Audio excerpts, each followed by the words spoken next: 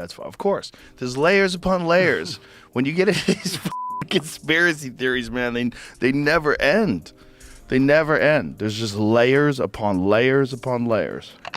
Now you got the Diddy situation where he jumps on a private jet, they say yesterday, and is on his way to the Cape Verde Islands. The music industry has always been shrouded in intrigue, power plays, and whispers of conspiracies. But when a former insider steps forward with claims that two of the most influential figures in hip-hop, Shawn Diddy and Shawn Jay-Z Carter, were allegedly tasked with suppressing East Coast rap, it's impossible not to sit up and take notice. Gene Deal, who once served as Diddy's bodyguard, has opened a window into a side of the industry most fans never see, a world where contracts, egos, and unseen forces collide to shape the careers of artists and the cultural direction of entire regions. His revelations are nothing short of explosive, painting a picture of backroom deals, calculated moves, and a sinister agenda to undercut the very scene that birthed these two titans of music. And that was to destroy East Coast rap. And what I mean by that, and I know people gonna be like, yo, Gene is out of his mind and everything like that. Check this out, brother. Deal's accusations are jaw-dropping. He claims that Diddy and Jay-Z were handed a specific mission by powerful forces within the industry to keep New York rappers from rising to dominance.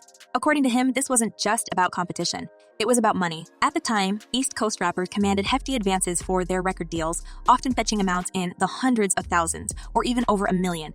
Compare that to artists in the South who were reportedly bringing in much smaller advances, sometimes as low as a fraction of what their New York counterparts received while delivering platinum-selling albums. The labels, Deal alleges, saw a financial advantage in shifting the focus away from New York and suppressing the influence of its rappers. And they was getting a lot of money to make albums and records. When they had guys down south that these labels was paying $250,000, $300,000 on record deals, and these guys was bringing back platinum albums and everything like that. So what they had to do was, they had to keep... This alleged assignment, as Deal calls it, wasn't simply a matter of preference or regional favoritism. It was a calculated business strategy. By keeping East Coast artists from gaining traction, the labels could justify offering smaller advances and pocketing larger profits from other regions. And who better to execute this plan than two of the most prominent figures in New York rap, Jay-Z and Diddy, Deal suggests, were perfectly positioned to carry out this agenda. They had the influence, the connections, and the trust of the industry. But according to Deal, their actions weren't just about preserving their own positions at the top. They were about actively ensuring that no one else could rise alongside them. New York rappers down. That's one reason, other than the Irv Gotti shit that 50 was going through and the poison they was putting in about 50, he had to go elsewhere to California or with Jay and not with Dre and Eminem to get a deal. For those who followed the careers of Jay-Z and Diddy, this claim might seem surprising. Both men have long been celebrated for their contributions to hip-hop and their ability to elevate the culture.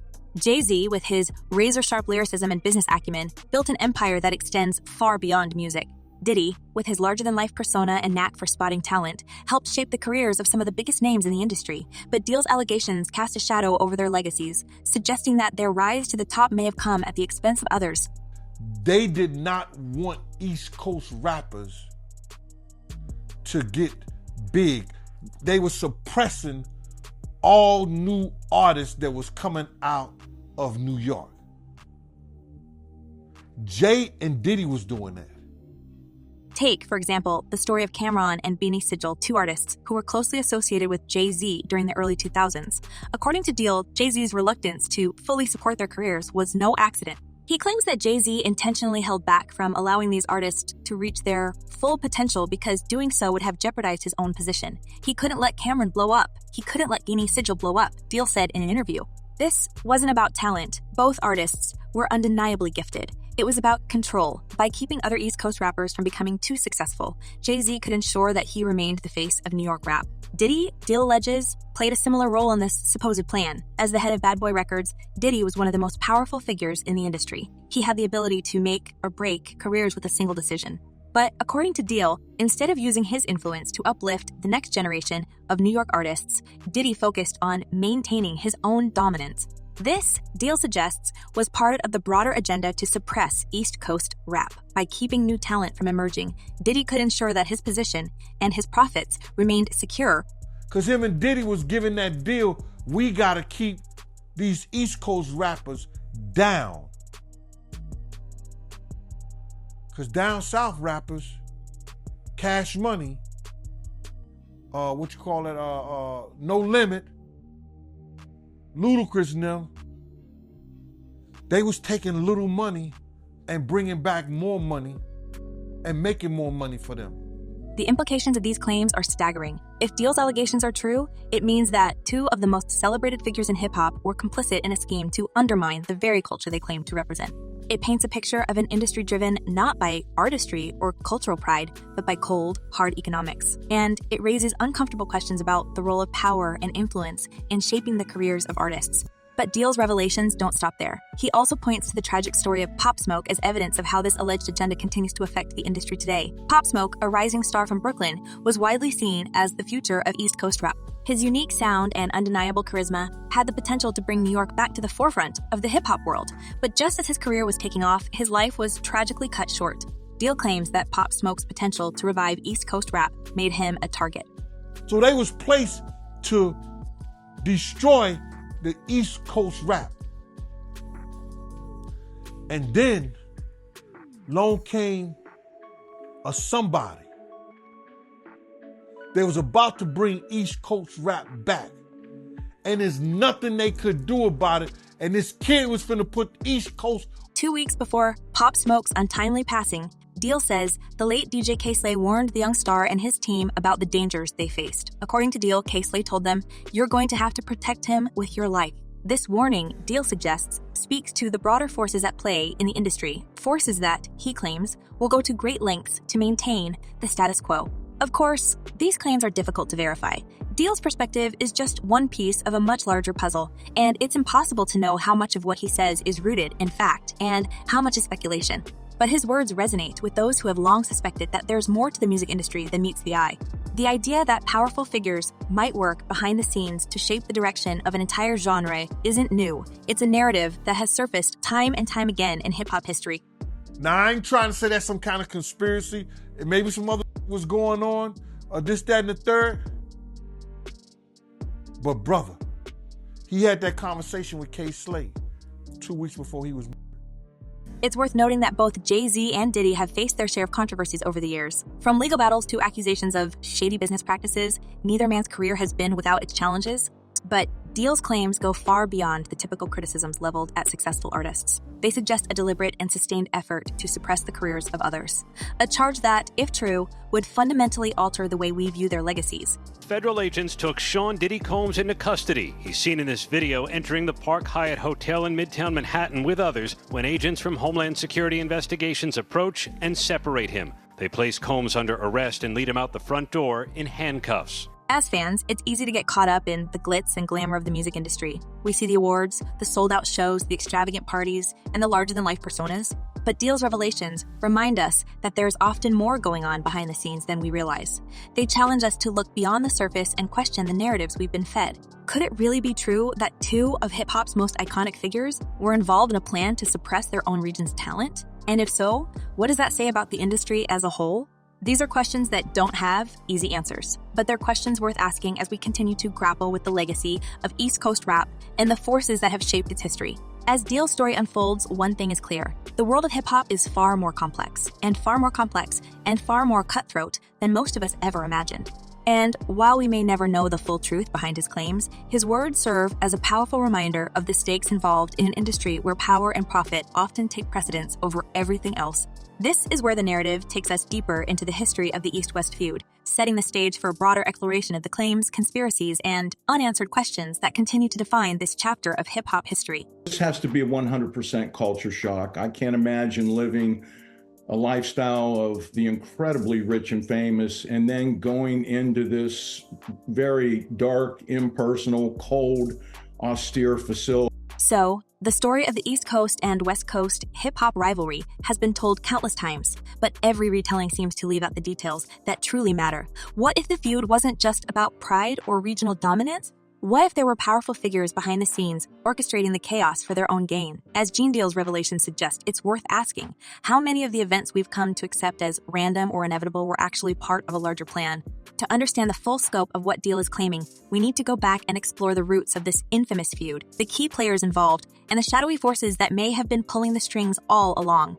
You know, I think in federal court and for these charges, they would say it's routine, but in the public realm, this is very significant, just from who we associate Diddy being and everything we've seen him do over the decades. Like you said, this is quite the downfall to go from, I mean, we saw the mansions back in March that were raided by the feds. So to go from living in those mansions to being in a jail. The East Coast, West Coast rivalry didn't start with Diddy or Jay-Z. It was brewing long before they became household names. In the early 1990s, hip-hop was in a transitional phase.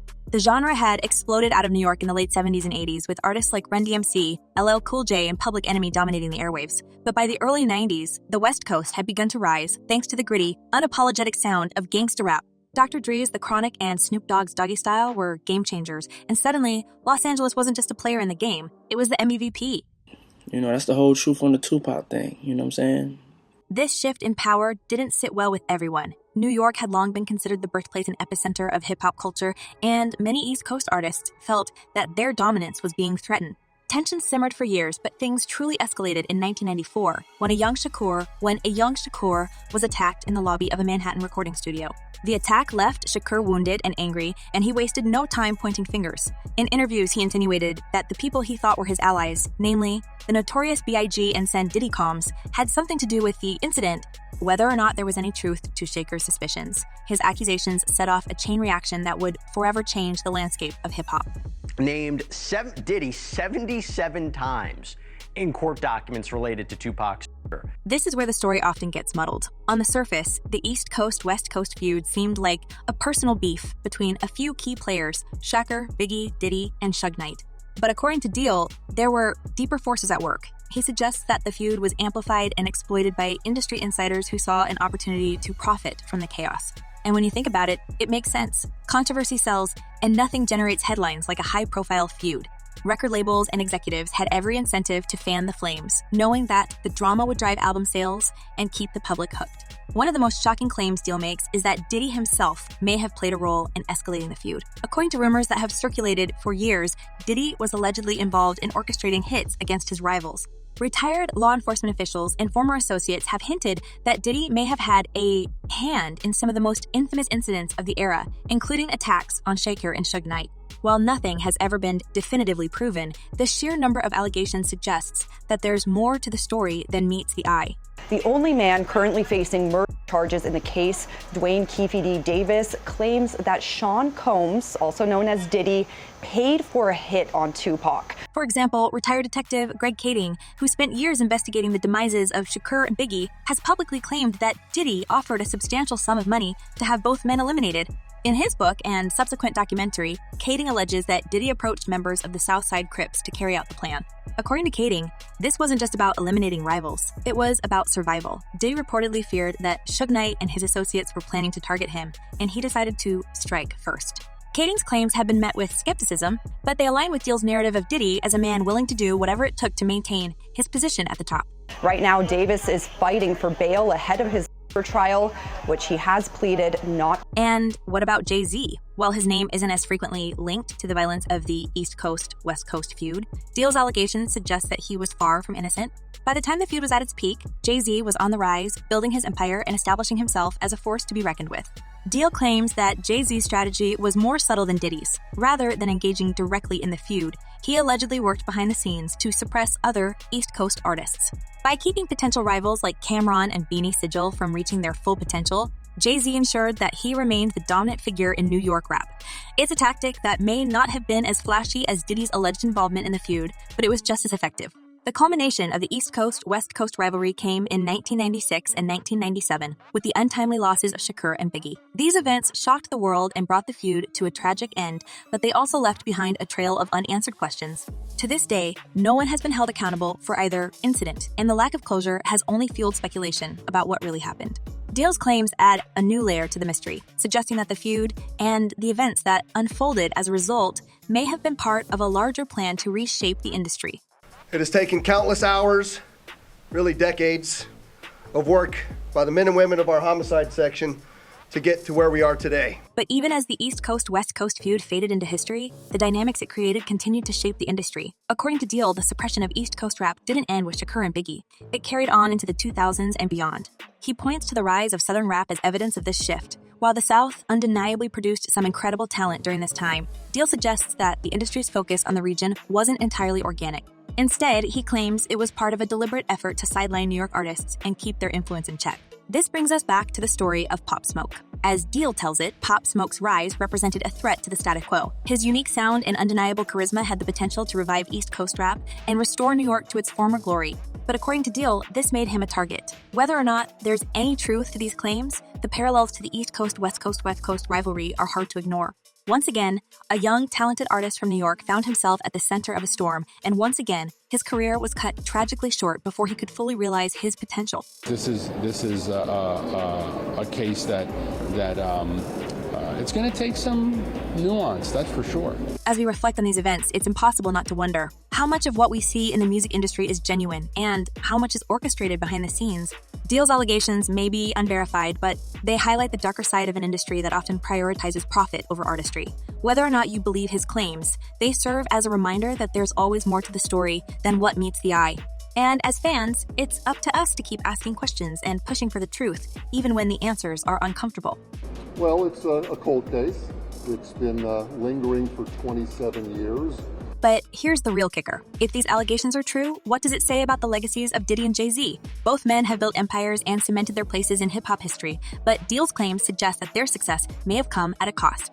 It's a complicated legacy, one that forces us to grapple with the tension between their undeniable contributions to the culture and the darker allegations that continue to surface.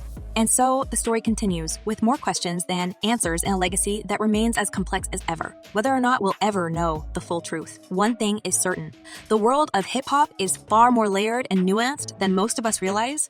And as long as there are people like Gene Deal willing to speak out, the conversation will never truly end. Certainly Mr. Davis will have his opportunity to present whatever evidence he wishes to. As the curtain falls on this chapter of hip-hop history, viewers are left with a whirlwind of thoughts and questions. Could the legacies of Diddy and Jay-Z truly be tainted by such calculated manipulation?